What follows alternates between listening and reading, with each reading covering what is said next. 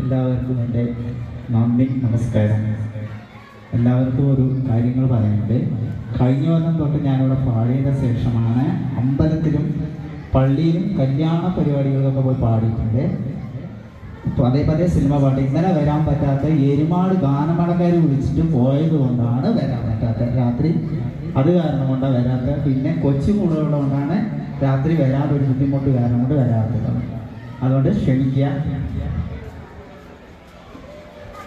Hello.